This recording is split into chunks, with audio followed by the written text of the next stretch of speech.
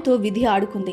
అనుకోని పరిస్థితుల్లో భర్త భౌతికంగా దూరం కాగా మరోపక్క నోరులేని పసికందు బాధ్యత తీసుకోవలసి వచ్చింది.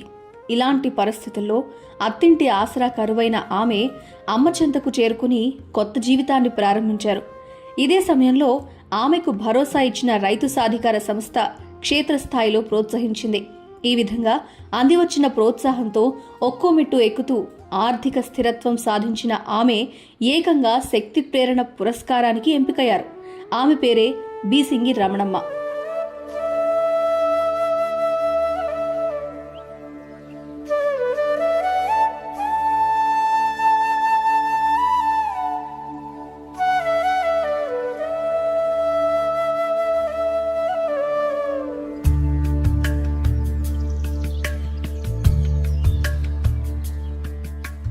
అందరికీ నమస్కారం అండి. నా పేరు రమణమ్మ. అక్కివలస గ్రామం, సారవకోట మండలం, శ్రీకాకుళం జిల్లా. నేను ప్రకృతి వ్యవసాయం 2016 నుంచి ప్రారంభించాను. అంతకుముందు నేనేమొచ్చు కెమికల్ వ్యవసాయం చేసేదాన్ని. నాకున్న మొత్తం భూమి ఎకరా 20 సెంట్లు. ఈ ఎకరా 20 సెంట్లలో 20 సెంట్లు ఏటీఎం మోడల్ వేస్తున్నాను.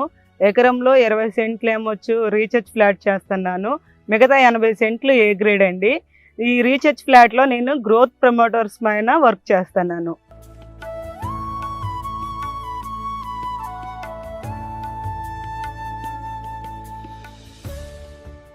నేను నా యొక్క ఫీల్డ్లో నేను పాటిస్తున్న పద్ధతులు ఏంటంటే 365 రోజులు నా ఫీల్డ్లో పంటలు వస్తున్నాను. నా క్రాప్ ప్యాటర్న్ ఏంటంటే పిఎండిఎస్, ప్యాడీ, పల్సెస్, సెసమ్. అదేవిధంగా నేను డిబ్లింగ్ మెథడ్లో ప్యాడీ వేసాను కాబట్టి విత్తనాలను పెల్టైజేషన్ చేసుకుని వేశాను. విత్తనంతో పాటే ఘనజీవామృతం వేశాను. ప్రతి 15 రోజులకి జీవామృతం పిచికారీ చేశాను. గ్రోత్ ప్రమోటర్స్ నాటిన 20 డేస్కి 1 టైము, ఫ్లవరింగ్ టైంలో, హార్వెస్టింగ్ టైంలో 3 టైమ్స్ నేను గ్రోత్ ప్రమోటర్స్ ఇవ్వడం జరిగింది. నా ఫీల్డ్లో నిరంతరం పంటలు వండడం వల్ల నాకు కషాయాలు, ద్రావణాలు కొట్టే అవసరం కూడా లేకుండా ఫీల్డ్ అనేది 365 రోజులు మెయింటెనెన్స్ చేస్తున్నాము.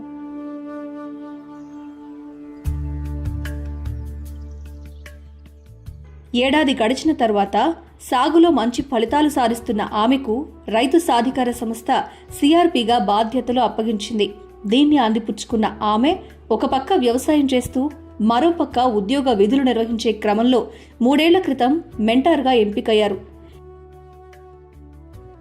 నేను ఆర్వైఎస్ఎస్లో సిఆర్పిగా పనిచేస్తుండగా నాకు అనుకోకుండా ఐజీ గారిలో మెంటర్గా వర్క్ ఇచ్చారు.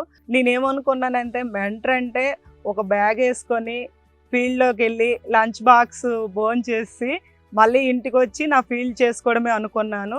కానీ మా ఐజీ గారిలో మాకు ప్రతి నెల 20 రోజులకు ఒకసారి రీజనల్ ట్రైనింగ్ అనేది పెట్టేవాళ్ళు. వాటి కోసం నా ఫీల్డ్కి సంబంధించి ఏటీఎంకి ఒక డాక్యుమెంటేషన్ బుక్ పెట్టమన్నారు, ఏ గ్రేడ్కి ఒక డాక్యుమెంటేషన్ బుక్ పెట్టమన్నారు. ఈ బుక్స్ తీసుకెళ్ళి వాళ్ళకి చూపించిస్తే సరిపోద్దు అనేసి నేను అనుకునేదాన్ని. కానీ ఏం చెప్పారంటే దాంట్లో ఉండే సైన్స్ లోతుగా తెలుసుకోవాలంట. అదేంటంటే మొక్క పొడవు ఎంత ఉందో కొలవాలంట, వేరు పొడవు ఎంత ఉందో కొలవాలంట, ఒక మొక్కకి ఇంకో మొక్కకి సంబంధం ఏంటనేది తెలుసుకోవాలంట. ఇవన్నీ మా పై సార్లు అనేది మాకు చెప్పడం జరిగింది. అంటే ఇంత లోతుగా తెలుసుకోవాలంటే నాకు ఫస్ట్లో భయం వేసింది. నేను చేయగలనా దీంట్లో, నేను చేయలేను అనేసి.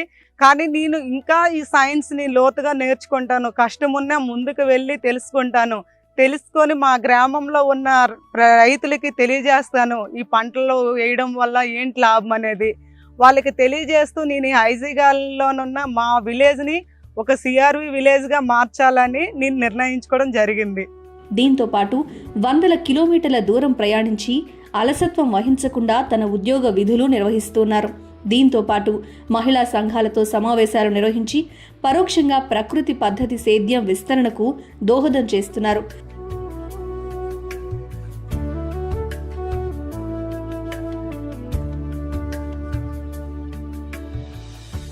ఈ ఐజీగాల్లో నేను పార్వతీపురం మన్యం ట్రైనింగ్కి వెళ్ళే వాళ్ళం, రీజనల్ ట్రైనింగ్. అక్కడ నాకు మా ఇంటి దగ్గర ఏ విధంగా అయితే వాతావరణం ఉండేదో అక్కడ కూడా అలాగే ఉండేది. అదేవిధంగా మేము అక్కడ ఒక కాలేజ్ నేను ఇంటర్ చదువుకుంటే ఎలా ఉండేది అన్న పిల్లలతోని ఇప్పుడు కూడా నేను నా ఫ్రెండ్స్తో సంతోషంగా ఆ రీజనల్ ట్రైనింగ్లో ఉంటున్నాం. అందరము మేము షేర్ చేసుకుంటున్నాం ఒకరి నుంచి ఒకరిని నాలెడ్జ్ని కూడా. మా ఐజీగాల్ టీం ఈ శ్రీకాకుళం జిల్లాలో పనిచేస్తున్న మెంటర్స్ని, ఎఫ్ఎస్ని వాళ్ళ ఫీల్డ్స్ని కూడా మా విజిట్ చేస్తూ మా ఫీల్డ్స్లో ఉండే లోపాలని మా సార్స్ రెక్టిఫై చేస్తున్నారు. మా ఇంట్లో మా అమ్మగారు నాకు హెల్ప్ చేస్తుంటారు వ్యవసాయంలో. తనకి 3 నెలల క్రితం అయితే షుగర్ ఉందనేసి డాక్టర్ చెప్పడం జరిగింది. తనేమొచ్చి మా ఇంట్లో పండిన ఈ బ్లాక్ రైస్ను మల్లిక అన్నం అనేది తినడం జరుగుతుంది. అదేవిధంగా దాన్ని జావగా కూడా కాచిస్తున్నాను. ఇప్పుడైతే అమ్మ అని ఒక్క రకం కూర కాకుండా అన్ని రకాల కూరలు కలిపి మేము కూరగా వండుతుంది. నిరంతరం కూడా మా ఏటీఎంలో పండే పంటలు తినడం వల్ల తన ఆరోగ్యము బాగుంది. మనం ప్రకృతి వ్యవసాయం చేయాలంటే శారీరక శ్రమతో కూడుకున్న పని అనేసి ఎక్కువ మంది రైతులు ముందుకు రావడానికి ఇష్టపడడం లేదు.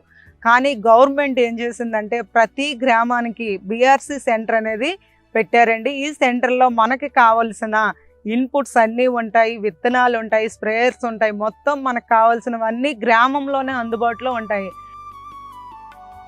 సాగులో మరింత ఆర్థిక స్థిరత్వం సాధించేందుకు వ్యవసాయ అనుబంధ రంగాలను ప్రోత్సహిస్తున్నారు. ఈ విధంగా విధి ఆమెను కష్టాల్లోకి నెట్టినా ధైర్యంగా ఎదుర్కొని కుమారుడికి మంచి భవిష్యత్ ఇచ్చే దిశగా అడుగులు వేస్తున్నారు. ఈ విషయాన్ని గుర్తించిన ఆంధ్ర శక్తి యూనిట్ ఆమెను శక్తి ప్రేరణ పురస్కారానికి ఎంపిక చేసి రమణమ్మ పడ్డ కష్టానికి గుర్తింపు తీసుకొచ్చారు.